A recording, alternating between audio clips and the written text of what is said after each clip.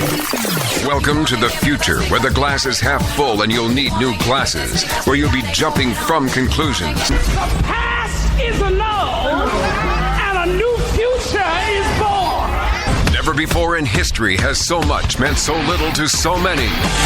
AD on the radio.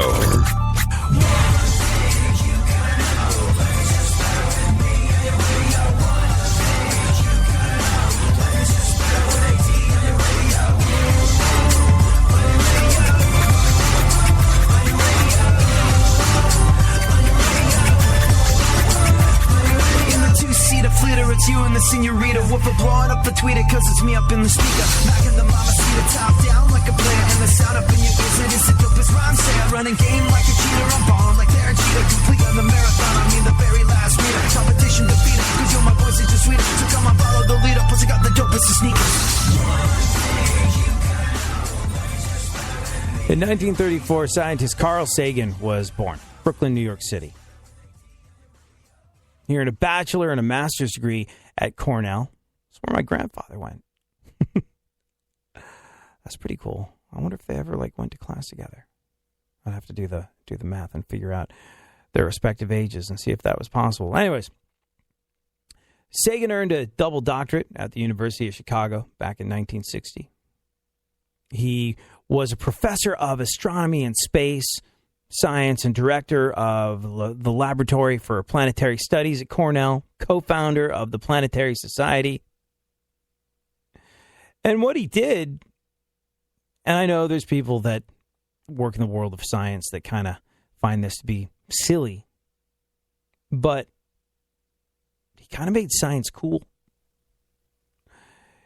He made science popular. He did that PBS series, Cosmos. And if you're like a lot of people that were around when that was on, that ignited a thirst for knowledge in your mind. It won an Emmy and a Peabody Award, watched by 500 million people in 60 countries. And he did a lot. He did a lot, not only in terms of his own work as a scientist, but he did a lot as a protagonist for the progression of us as a species.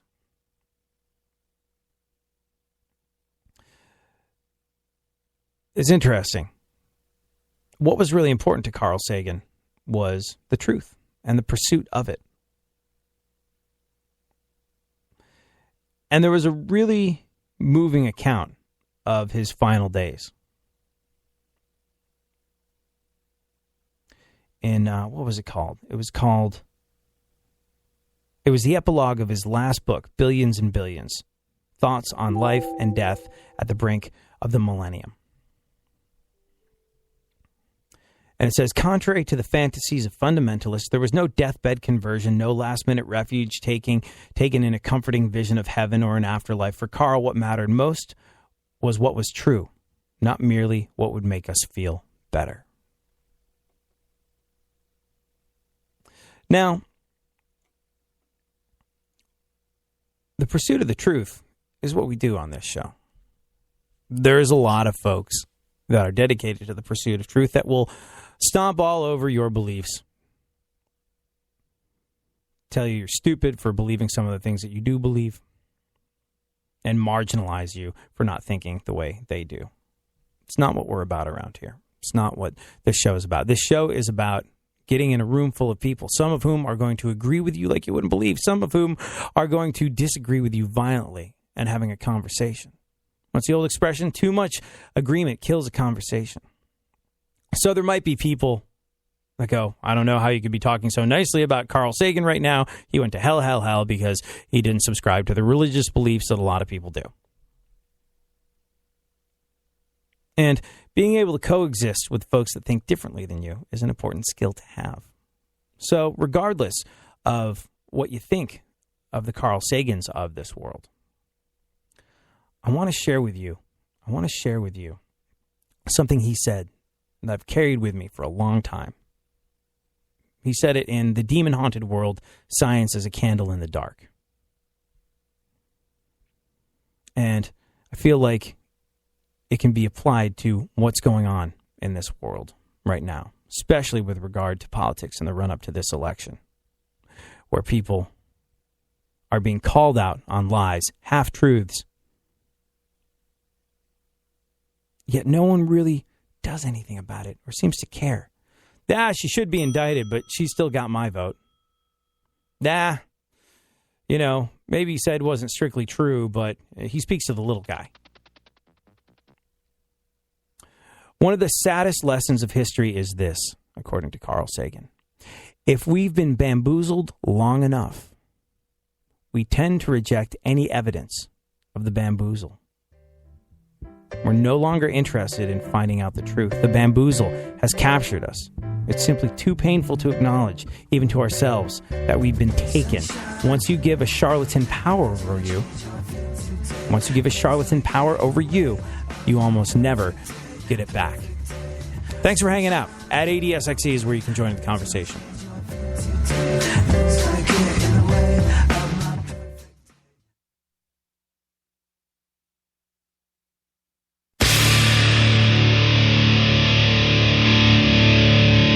Where the left and right come together for fundamental truths. AD on the radio, on Twitter at ADSXE.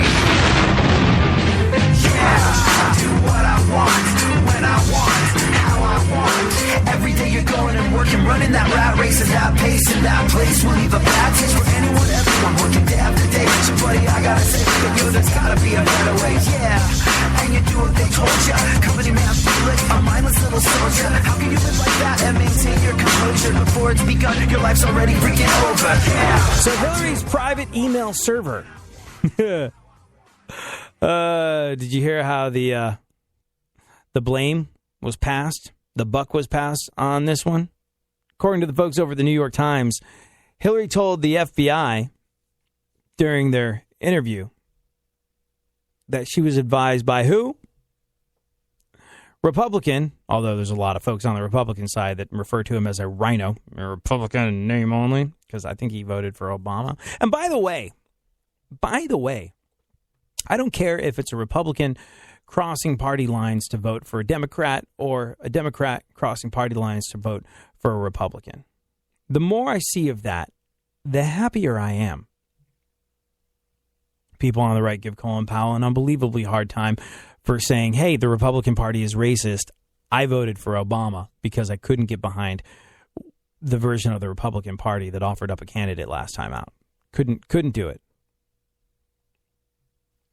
And here's the thing. Anybody that has the compunction and the strength of character to break away from the herd mentality, forget what they're registered as, and go for what's right, they have my absolute support. Because it's this matter of integrity. I might not agree with how they're voting or what they're voting for or any of the above. But the fact that you are willing to not just be a knee-jerk reactionary, the fact that you are willing to step outside a box and vote on a matter of principle, on a matter of policy, an individual as opposed to a party, this is something that is going to help break the collective brainwashing of America. It really is. I mean, we get into this a lot on the show, but they want you to register. They do. And by they, I mean our government, the establishment, whatever you want to call it. Why? Because once you register something, 9 times out of 10, that removes a good deal of critical thinking.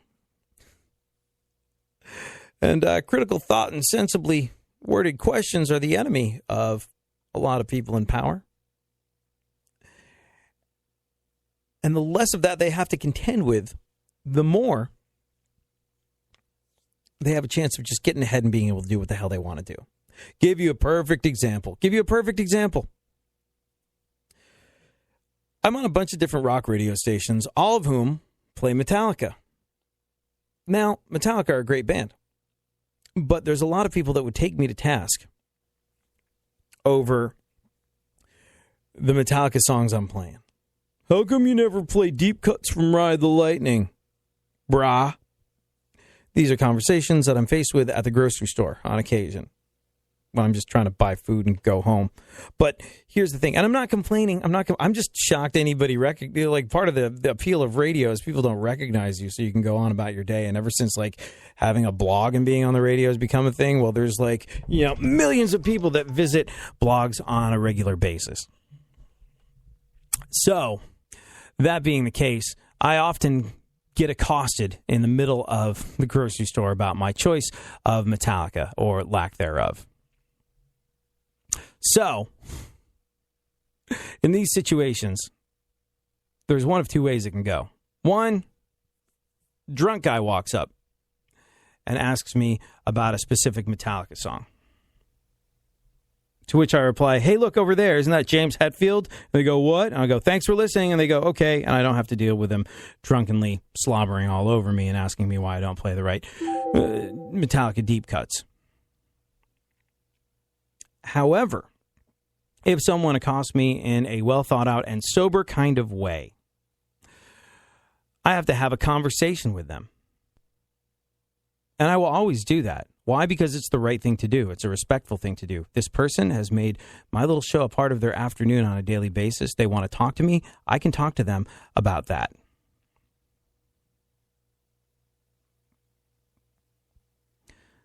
But it's not the most expedient thing to have to do. And that's exactly where your politicians want you. They want you not thinking about the things that you're doing. They want you going, you're registered as a Republican, you're registered as a Democrat, you're just going to vote straight, take it that way. So much so that we're not going to let you participate in the primaries. We are not going to let you participate in the primaries unless you are registered as something. Unless you want to be on a list, unless you want to be counted as an indelible supporter of us, no matter what it is we do, you don't get to take part in an integral part of the way this company is run.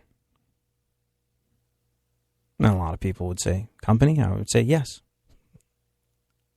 So I admire people that break rank and follow their heart and their mind, as opposed to being cajoled and bullied by the herd mentality.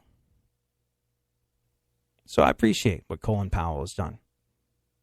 Do I agree with it? Not necessarily, but I appreciate that he acted in a manner of principle as much as it gets him absolutely no love whatsoever from his Republican Party.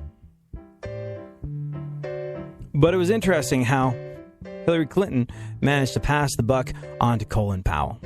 And we'll discuss exactly how she did that and how it's part of one of the great bamboozles that Carl Sagan would refer to in just a little bit.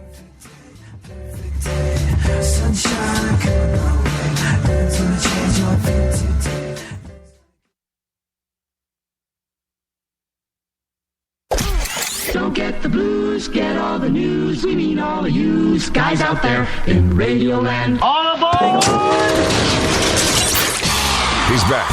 AD on the radio. Give it up, yeah. Give it up, yeah. Bring this on, come on, come on. That's the way we do what we do. That's the way we do what we do. Hey, Dave, can you hear me? Yes. We're going to have to take a little break. Play some music. All right. All right.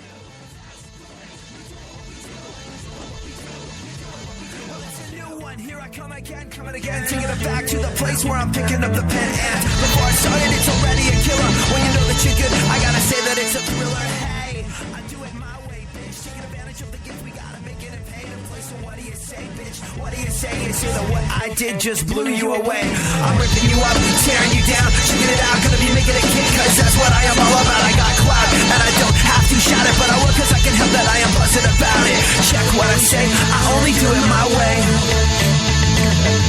Check what I say, I only do it my way. That's the way we do what we do. That's the way we do what we do. That's the way we do what we do. We do what we do. I'm running and jumping so I can say that I am giving it all that I got just to make you slam. I said what sham? There ain't no sham. Just listen to your people.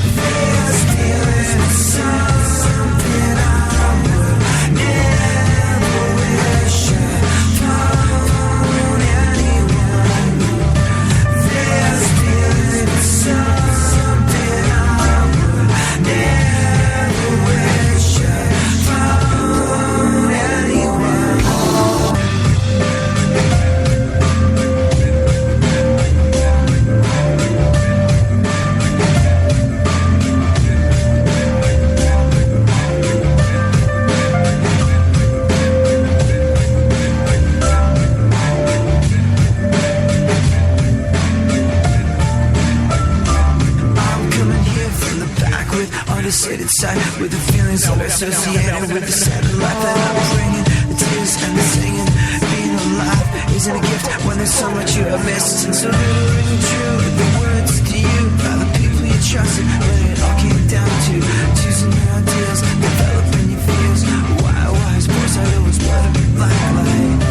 How with all the love I have, I'm still alone. This feeling something I would never wish. Hello.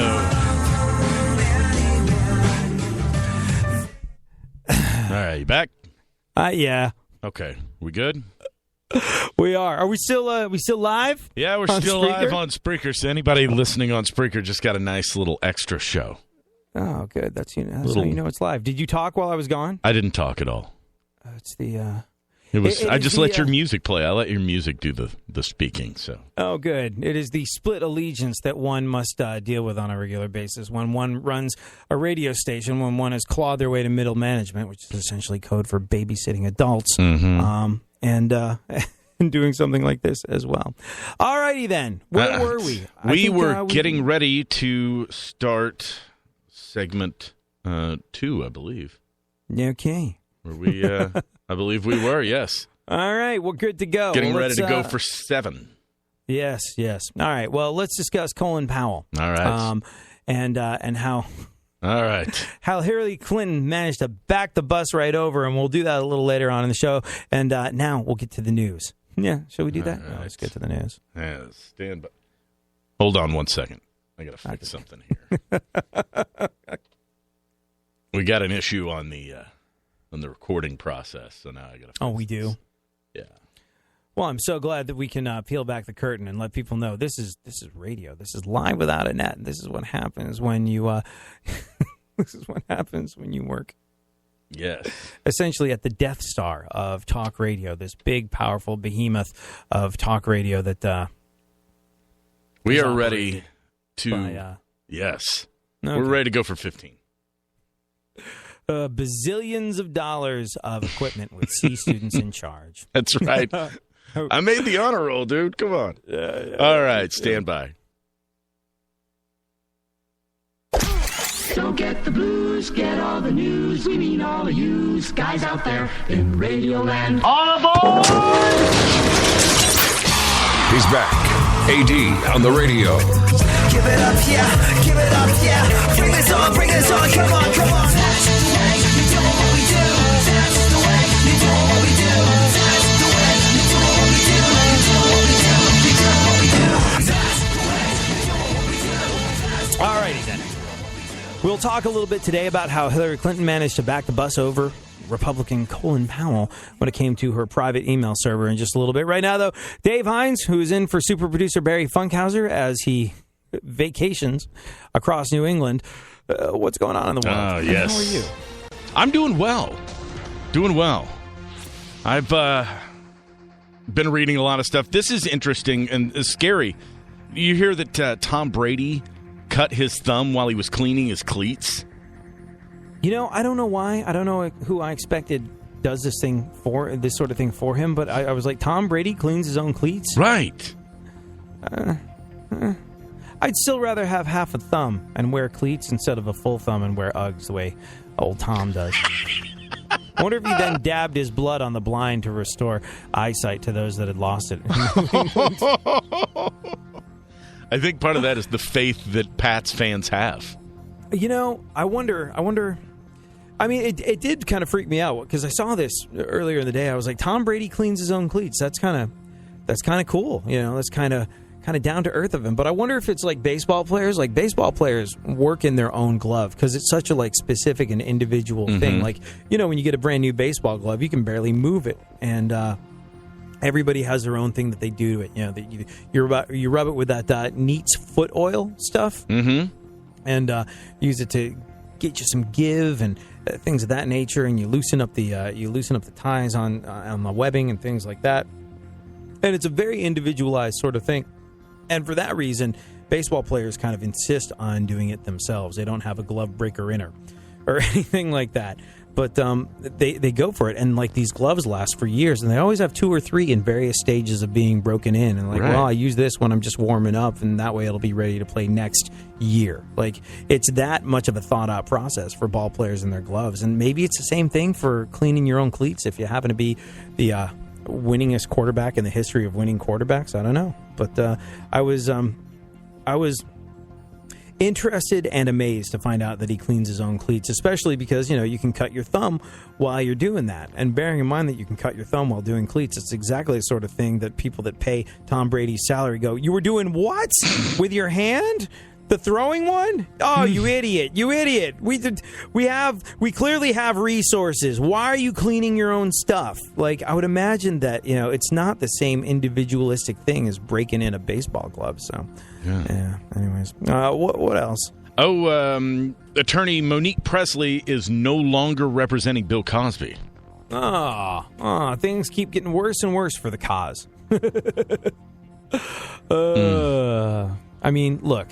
How much actual physical evidence do we have in the case of the cause? Yeah. I'm inclined to believe that where there's that much smoke, there's got to be a certain amount of fire. But yeah, basically it comes down to he shouldn't have been in Jello pudding stuff where it oughtn't have been, I think. No! And he's going out. He's going out in a disgrace sort of way. Like, he's now pretty much completely blind. He's got... the cause is kind of slow moving now, and it's just it's an unhappy way for him to go out, and if you believe these allegations against him, that's the very least he deserves. But things continue to go from bad to worse for the cause. Attorney Monique Presley no longer representing him. Not the first woman in Bill's life to wake up and realize something wasn't right. It means that there's an opening for attorneys looking for the single worst job in history. I wonder if he thought that attorney-client privilege meant he could fondle her boobs. Oh. I do know this, though. Yes. He's got to die soon. Right. You just look at him, and there's not much more this guy can take before he checks out. Anyways, go on. Well, the Playboy Mansion has officially sold for $100 million. I would appreciate it in these situations if when we're talking about those sums of money, if you could say million instead of million. Let me start this over. Yes, please. The Playboy Mansion has officially sold for $100 million to the man who owns Twinkies. The guy who owns Twinkies? Twinkie guy owns the Playboy Mansion. It's appropriate. Sure, it's not the first time somebody enjoyed a cream-filled delight in the grotto. Would you? All right, if you had the opportunity to go to the Playboy Mansion, would you swim in the grotto, or would you just be like, no, there's entirely too much DNA in here. Don't even, no. Would you? I don't know. I'm thinking about it. I like to think that the Playboy Mansion has a good pool boy. Who's, they've probably figured that out. Like, if it was as dirty as your mind tells you it is, they would have had to condemn the place in 1973. So I'm thinking that I would get in the water. I would be more worried about sitting on a bench inside the grotto because I don't know that gets hosed down as much. I would imagine there's many a cabana boy that became a cabana man.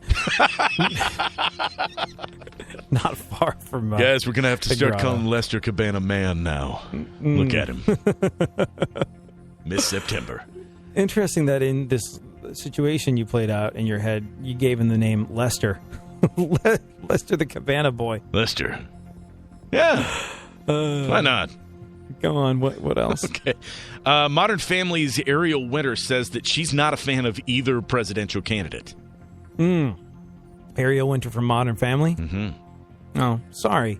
But, Ariel Winter, when it comes to an assessment of the fitness of political candidates vis-a-vis an election cycle that will decide who occupies the highest office in America and indeed the free world and all the geopolitical implications of a disenfranchised voting public fatigued by what we perceive as the oligarchical collectivism of a two-party system in politics, I never really weigh in until I've heard from the Big Bang Theory's Kaylee Cuoco.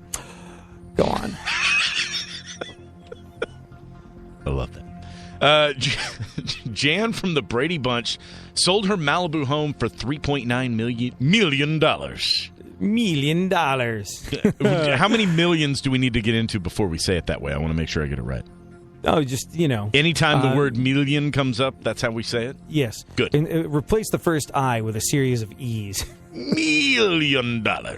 Yeah. Jan from the Brady Bunch? Yeah. I don't know. I mean, why not? Like, it was one of the biggest shows of all time ever.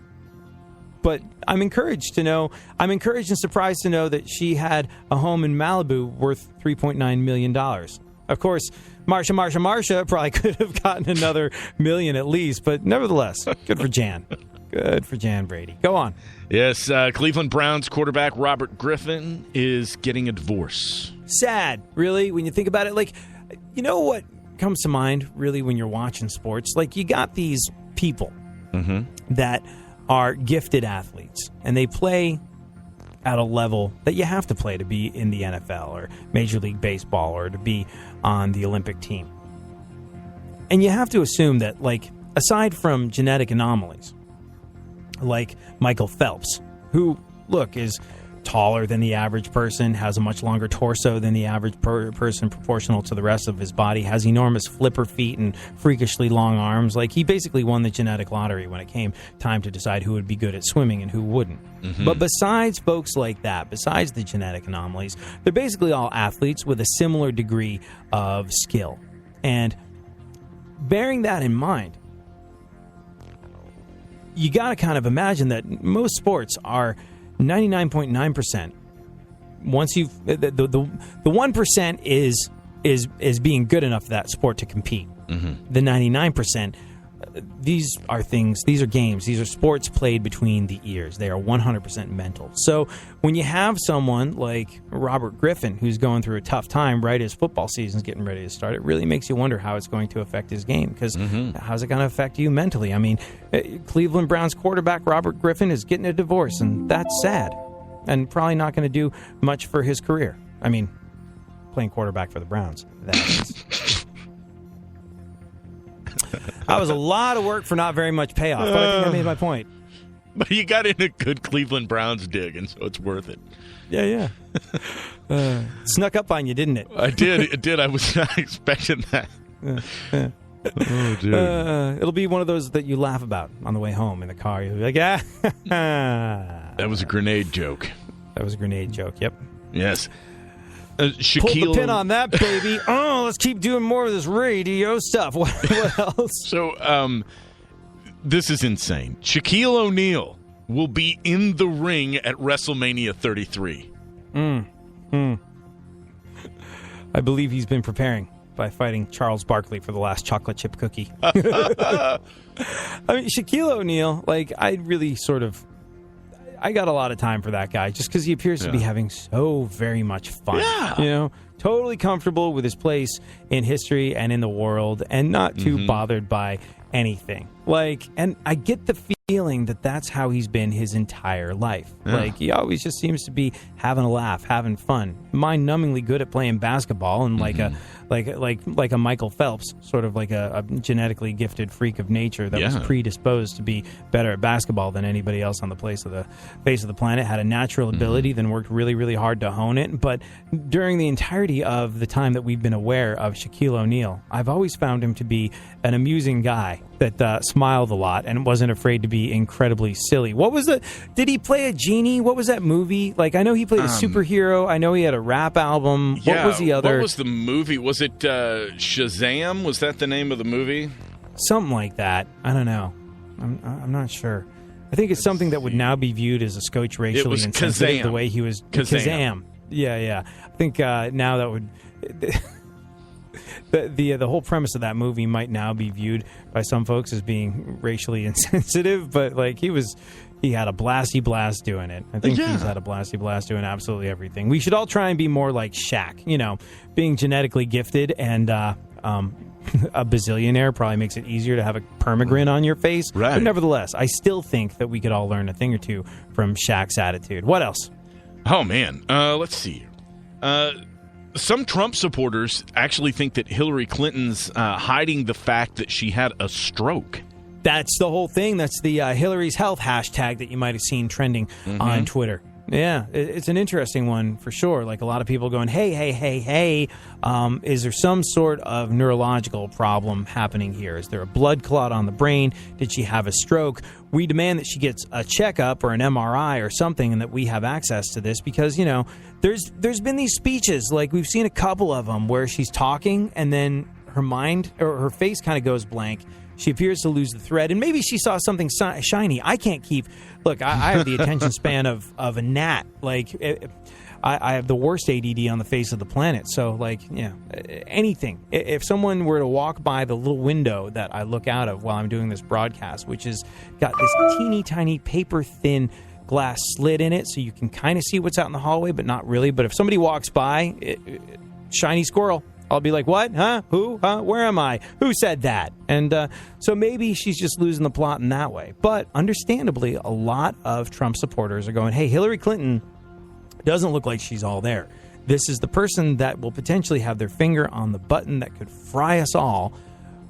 We think that we should have access to her medical records. So, yeah, Trump supporters think that Hillary Clinton's hiding the fact that she had a stroke, which is a switch and an interesting one because usually when it's Clinton's covering up the fact that they had a stroke, it's Bill that comes to mind. Again, a lot of work for not much payoff, but I think I made it worth it in the end. Go on. Again, worth it in my mind. A new report shows that under Chris Christie, New Jersey forgave... New Jersey. Okay, new report shows that under Chris Christie, New Jersey forgave $25 million of tax debt owed by Donald Trump's casinos. You would have thought he would have treated Chris Christie a little bit better if he was armed with that piece of information and that favor that he cut him, if that worked out to be true. Like, Chris Christie essentially became Trump's errand boy for about 2 seconds when it turned out that there was a scotch of a chance that he might be named as vice presidential nominee. But, yeah. I believe now Chris Christie says he regrets forgiving the debt, only because, well, they could have used that money to close more bridges. Go on. Study found that tall people tend to be more conservative. So, Donald Trump, don't expect a huge campaign contribution from Kevin Hart. Days like this when I feel untouchable, I try and make up for all the wrongs I did by living my life like a Cosby kid, jamming on the one like Theo and Stevie. I know it sounds crazy, but you gotta believe me when I feel like it.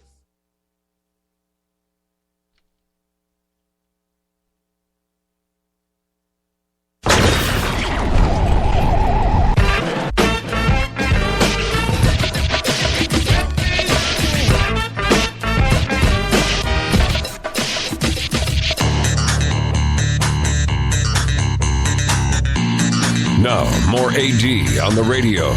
Back once again, the ill behavior, delivering and giving you my music to save you. Back once again, it's your boy AD again, nobody rock a party better than me. Back once again, the ill behavior, delivering and giving you my music to save you. Back once again, it's your boy AD again, nobody rock a party better than me.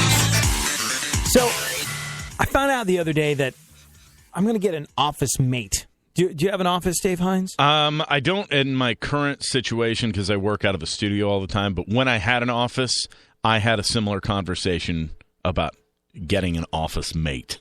Yeah, yeah. So I found out that that's going to be happening to me in the next week or so. And I'm okay with it because I'm never, ever in my office. And I think that was part of the logic behind it. Well, AD can share his office because he's never in it. He's never in it, and therefore it becomes fine. Mm-hmm. And I don't really have a problem with it. I don't have a problem with it. But when they said we'll divide it into cubicles, I was like, there's only two of us in here. I don't know what it is about the idea of a cubicle that just makes me feel like, and I know lots of people work at cubicles. Lots of people here at the radio station work at cubicles. Lots of people that make way more money than I make or could think about making. Sales folks work in cubicles. And so I don't know what it is. And I don't apply this to other people. If you work at a cubicle, I'm not at all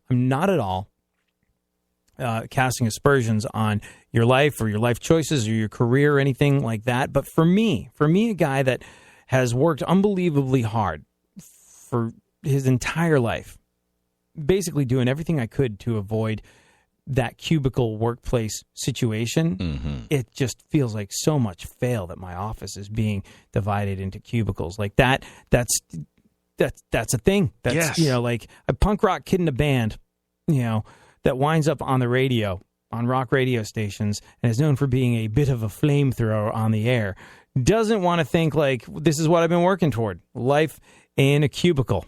Cubicle should be illegal, man. You know what a cubicle basically says? It basically says, like, you know what? We don't think you're smart enough for an office, but we don't want you to look at anybody. So you're going to get in there, and you're going to shut your face. And you just get in there, and you're, like, hunched over, typing away. Around lunchtime, you pop your head up like a gopher, like, hey, Steve, you want to get a sandwich or something? I said get in there and shut your face. I was just asking for a sandwich or something. God, I hate that guy. I really hate that guy. It's time to go on the internet and look for a weapon. Pathetic, man. You know what I love about the cubicle? I always love the pathetic attempt to try to make the cubicle like a home. You know what I mean? There's always like a stuffed animal in there, or like a picture of your mom with like her disappointed eyes looking back out at you. Like, why have you accepted this as your lot in life? Why don't you walk out of this thing?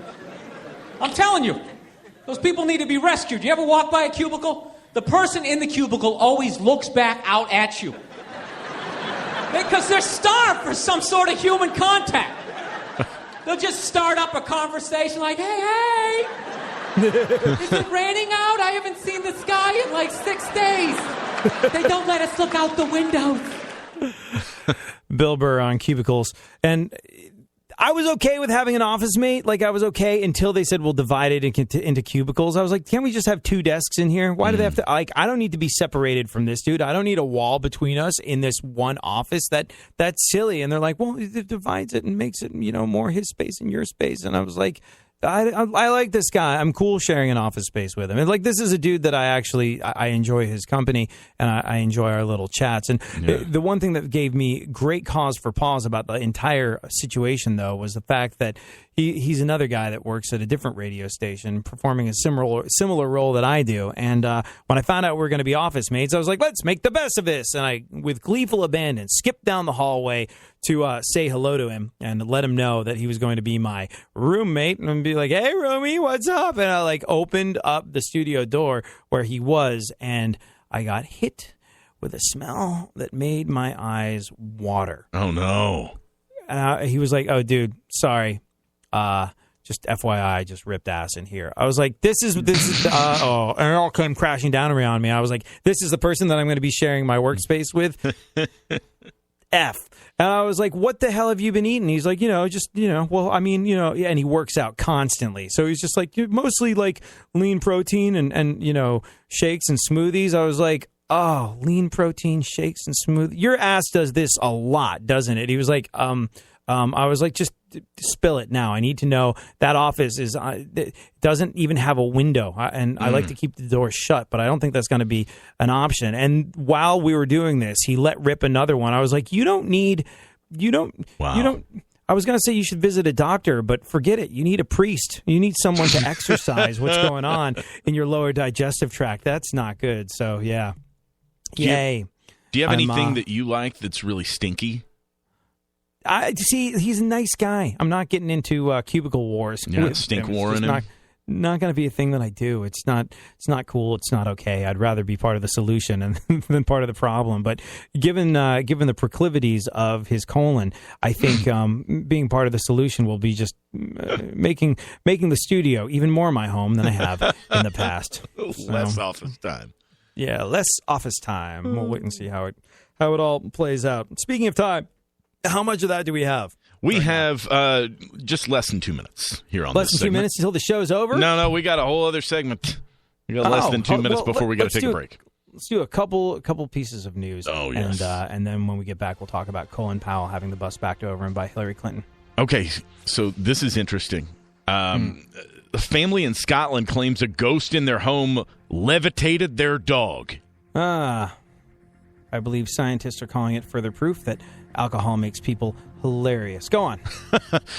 Speaking of scientists, they have identified a rock found in Canada as a 300-million-year-old piece of poop from a shark with a corkscrew-shaped rectum. Oh, sounds like my new office mates. Oh, that's, yeah. Oh. A 300-million-year-old piece of poop from a shark with a corkscrew-shaped rectum. You can read about it in this month's issue of Gross Monthly. Go on. And Dancing with the Stars wants to land U.S. gymnast Simone Biles. Yeah. Well, here's the thing. I don't really see it happening, only because she actually is a star. They're not letting her on. Yeah, they should rename that show. Dancing with who? Oh, the guy that did the thing 23 years ago. I'm going to look up the word star in the dictionary because I don't think you're using that word appropriately. You keep using that word. I don't think it means what you think it means.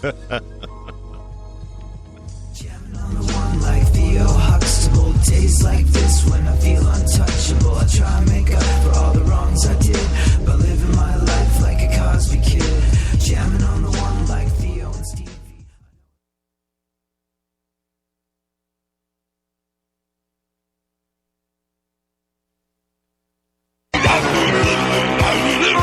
There's something happening here, and you should know what it is. The Dumbing Up of America.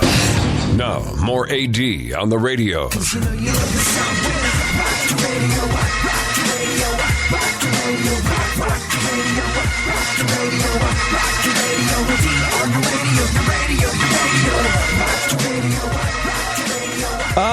Oh, this was a good one. This was A+ level pandering. Did you hear what Hillary said when she was in Cleveland? No.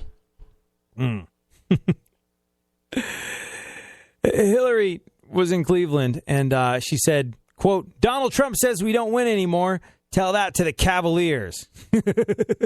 Best part of that is when she delivered the line, she paused after saying, tell that, like pregnant pause, or pause where you got to look down at the speech and read the word Cavaliers because you can't remember the name of the sports team that is putting this town on the map. Tell that it's not the Browns. To your local basketball team. Yeah. Exactly. Oh, gosh. So obvious she didn't know what to say with him looking down at her speech. On top of that, it's a silly line because, you know, someone's got. I tell this to people that can't believe that they won Guns N' Roses tickets from me or whatever the hell it is we're giving away that day. They're like, oh my God, I won.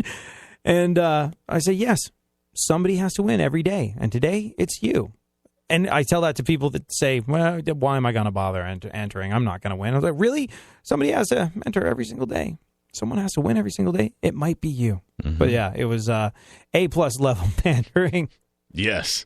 Like when the bands like scream, they work the city's name into their song. You know, so it's like, been all night driving down this Kansas highway. And they're like, whoa, he said our name. But as a performer, you did that too, didn't you? Like I did it.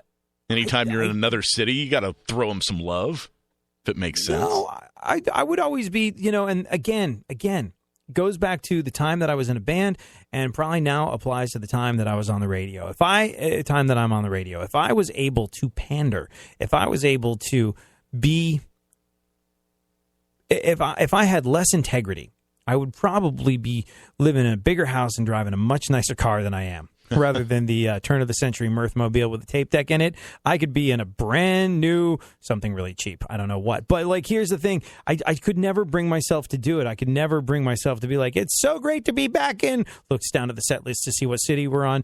Oshkosh, Wisconsin. Like, I couldn't do that. I couldn't, you know, like, I would do the whole scream for me, Oshkosh. That was part of my repertoire. But unless I had previous history that involved a good time in Oshkosh, Wisconsin, I couldn't bring myself to lie about it because I figured you got to start by being real. And by being real, you build up something real with the people that are coming to your shows, or in this case, listening to your shows. So I don't have the ability to play that lowest common denominator card and pander to people in that way. But here's the thing. The audience that we seem to have attracted in the couple of years that we've been doing this is, and I get down on my knees and I thank everything and everyone for this every single time it comes up. But the audience we've attracted to this show seems to be so smart that they wouldn't fall for that, which allows us to have real, genuine human conversations as opposed to calculated pandering. But yeah, like every single band does that. They really do. It's an interesting one. Uncle Kracker did a good one. You remember that guy? He was Kid Rock's DJ, and then he had a couple songs of his own. I can't remember. Some big hits. In a little while, he did that version of Drift Away that was huge. We still hear it all the time. That was Uncle Kracker. That was Uncle Kracker. And he also did something.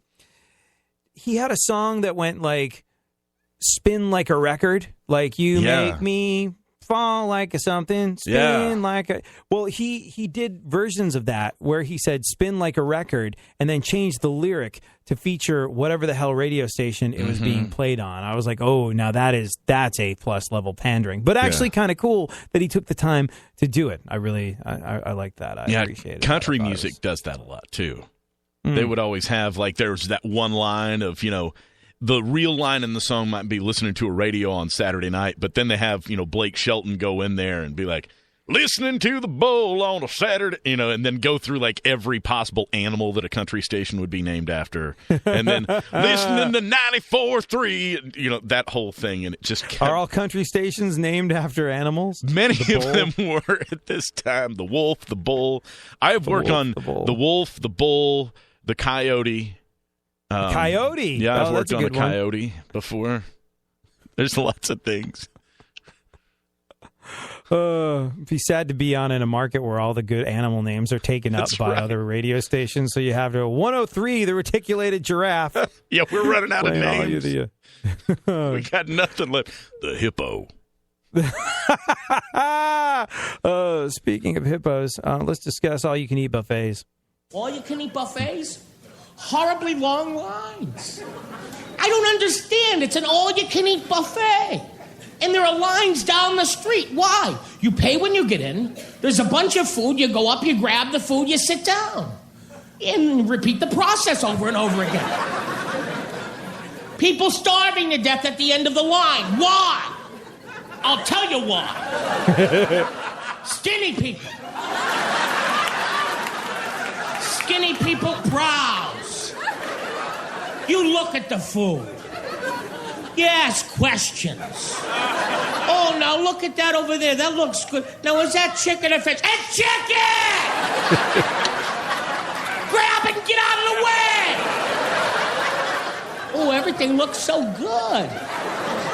Well, then why don't you pick something? When you're at the buffet, don't be looking. Grab and move. That's what you do. You grab and move, grab and move, grab and move.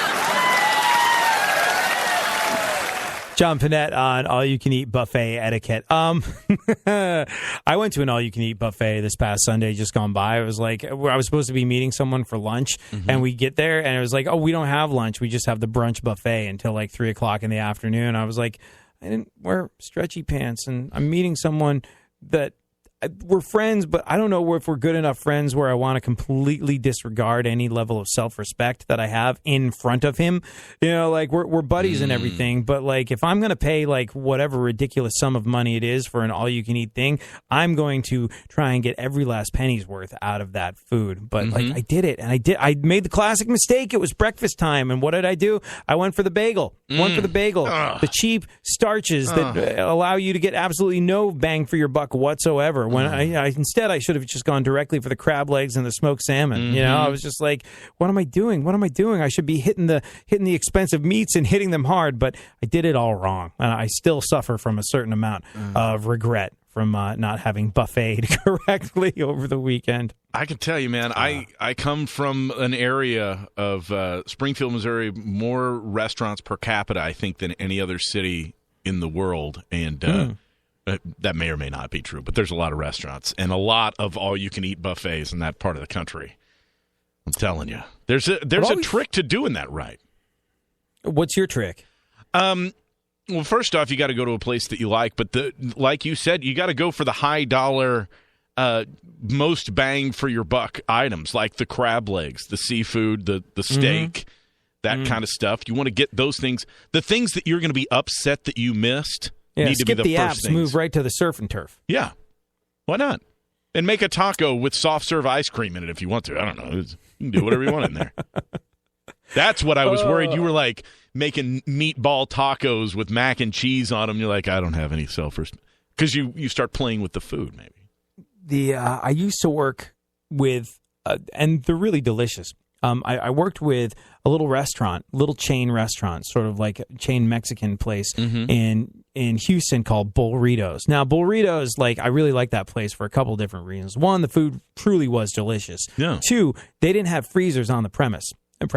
So that meant that nothing was ever frozen. It was always fresh, never frozen. You could see them cooking up the grilled street corn and slicing it off the cob in front of you. It was high quality, really cool stuff. But they also had sort of all you can eat ice cream.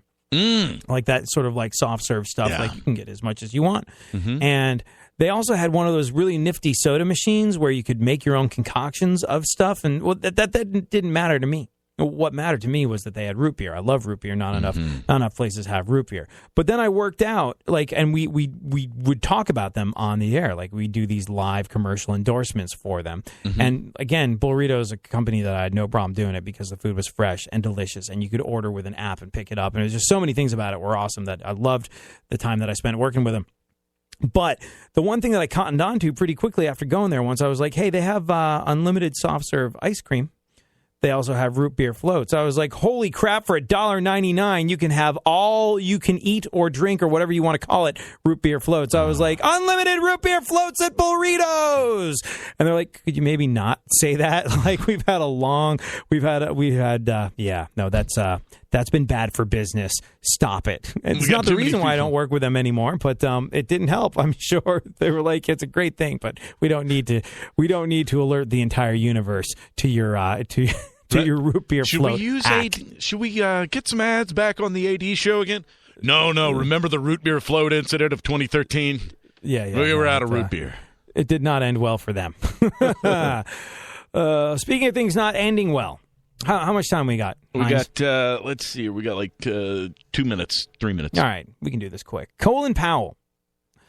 Colin Powell is having the bus backed up over him by Hillary Clinton at the moment. He says he has no recollection of a conversation with Hillary where she said that he was the one that urged her to set up her private email server. This is according to the folks over the New York Times. Hillary told the FBI during their interview that it was Colin Powell who advised her to use the private server at the State Department. Where did it happen? Well, apparently it came at a dinner party at the Clintons' Georgetown home that included other past Secretary of State folks, including Madeleine Albright, Henry Kissinger, and Condoleezza Rice. Powell obviously had to say or do something about this. Now, who knows if Hillary had the good manners or the courtesy to call him up and be like, just FYI, there is a storm coming your way because I'm going to be blaming some stuff on you. And Powell was very measured in his treatment of Hillary Clinton, more so than he's been of his Republican Party over the last couple of years. Powell put out a statement saying, General Powell has no recollection of the dinner conversation. He did write former Secretary Clinton an email memo describing his use of his personal AOL email account for unclassified messages and how it vastly improved communications within the State Department. At the time, there was no equivalent system within the department. He used a secure state computer on his desk to manage classified information. The general no longer has the email he sent to former Secretary Clinton. And that was that. Powell saying he has no recollection is, make no mistake, his nice way of saying that she lied. Here's the thing. As much as I admire someone that can cross party lines and follow their hearts and their minds, if Colin Powell, a man who, I got to be honest with you, over the years, I've really liked him. I've liked a lot of things he said and did and stood for. But if he truly has no recollection, if that's what he said, and if it really is his nice way of saying that she lied, when he, and it would seem inevitable, winds up endorsing her like he did Barack Obama twice, despite the fact that he sort of openly went, yeah, she lied. I don't remember it, so she's lying. Yeah, I'm just going to leave it at that, but still endorse her. If that happens, oh, God. America's zero. Lack of integrity, several million. Thanks for hanging out. Feel like it's cool to turn the other cheek and give people the benefit of the doubt even when they